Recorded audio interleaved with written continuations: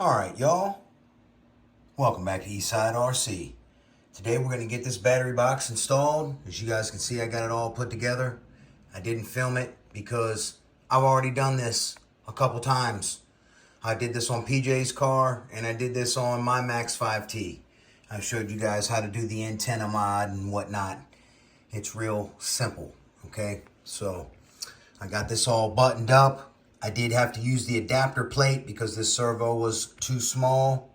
It is a 65 kg Rovan servo. So let's go ahead and get that sucker up in there, shall we?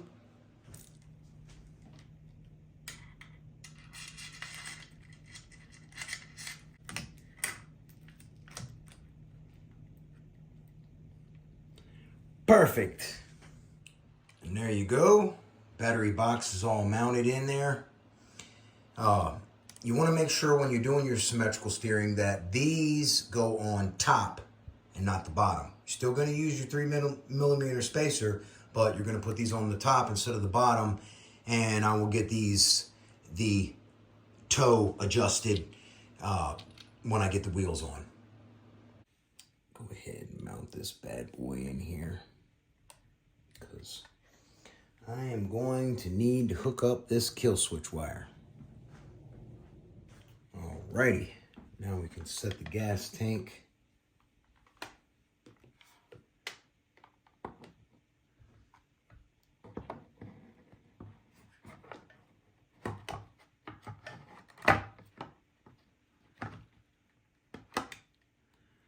Perfect.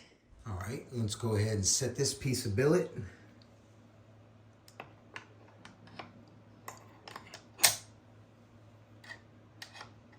Now we're going to drop this piece down on there.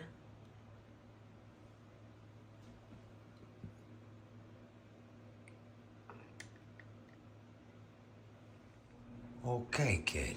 She's coming around, okay? Okay. All right. So we got a few more parts over here to put on.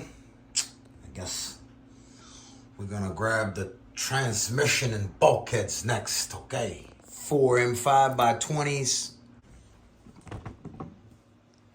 The piece so commonly forgotten when you're putting in the old trans jam.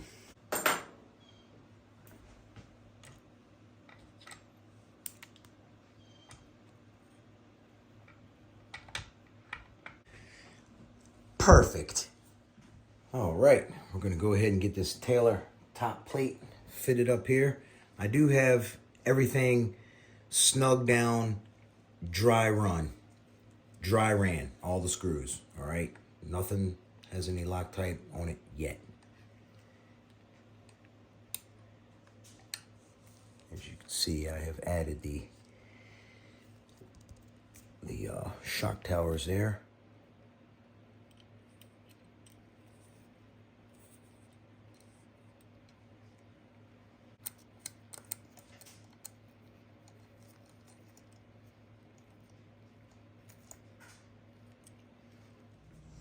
Okay, this top plate was a little bit of finagling I had to do.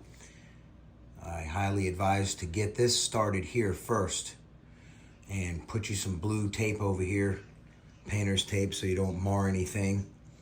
And then you can start this M5x30 here. And we're gonna go ahead and get the brakes installed and the brake plate set. All right, you guys can see here, I'm buttoning up the last few screws here on the rear.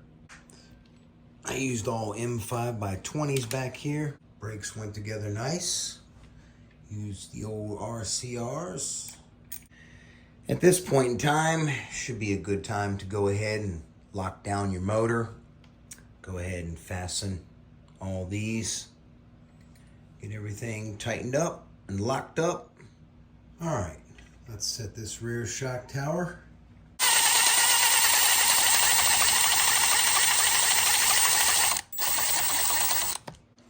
Now get everything good and snugged up by hand. and we'll get some arms on there. All right, y'all, rear arms in there. I threw these away on accident. So I had to bust apart the military car and steal these out of the back of the military car because stupid me threw them away. Oops! I don't know how I did that, but anyways, we're gonna get you all over to the workbench and I'm gonna show y'all what this entails over here, okay? All right, one thing to address with these pieces here is the slop. You want to take that up. You simply shim it with all the various shims with the TT 399 Fast Steady shims from DDM, son. All right. This piece right here, before we could get this straight, I had to configure the angle that I needed it to be and the correct spacing. Well, it turned out that this Taylor RC piece, the biggest one offered in the kit, and then I took these spacers here that come in my little screw kits right here, see? I offer these in my first 10 or 15 screw kits. I'm probably going to cut them off about 15 because I don't want to give them all away. But yep, I'm giving these away. As you can see, they're a very nice, heavy-duty, tough plastic. And how you cut them is you just simply open up a razor knife. Easier if I show you. You get it like this. Put your razor knife on here, okay? Always cut away from you. And you're just gonna roll it around like this in a comfortable fashion. You know, I'm just showing you guys here as an example, okay? You get a nice straight piece, okay? Once you get it to where you want to get it, put this all the way to the very back and knock this right here with a rubber mallet. It will just cut that right in half. Pop! And snap this piece right in half perfectly. So see, you'll get a nice even cut. And that was the thickness I needed to set the correct toe angle. These are nice A2 hardened stainless A270 turnbuckles, and these are also free in my first 10 screw kits. I think I have 2 screw kits left. All right, so until I make some more. Fit that on there like this. Slide that down. Thread this on.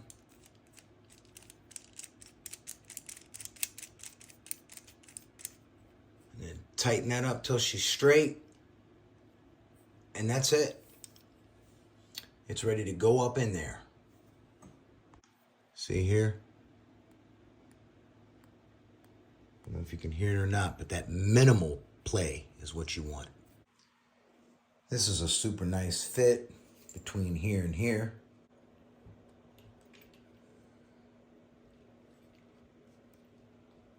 But not too tight.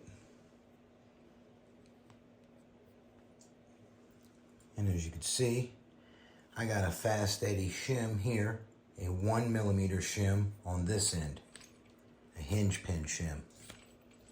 And what that's going to do is allow me to use one more on the other side.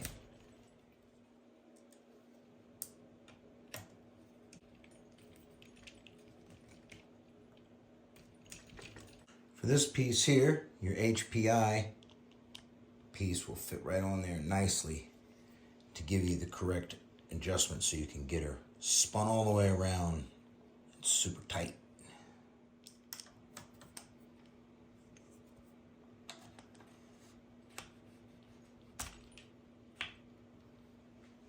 Perfect.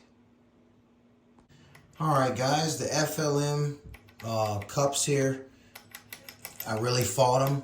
The other side, they just slid them right in, but this side was a bit of a fight, so I had to take this out so that I could angle this way down in order to get it into the drive cups. I'm sure you guys have fought them before.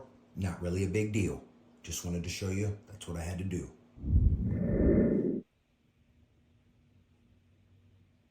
The rear is just about buttoned up.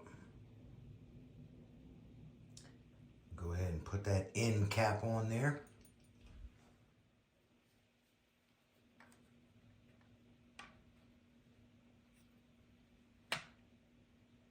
Nice. Finish it off with two M5x20s.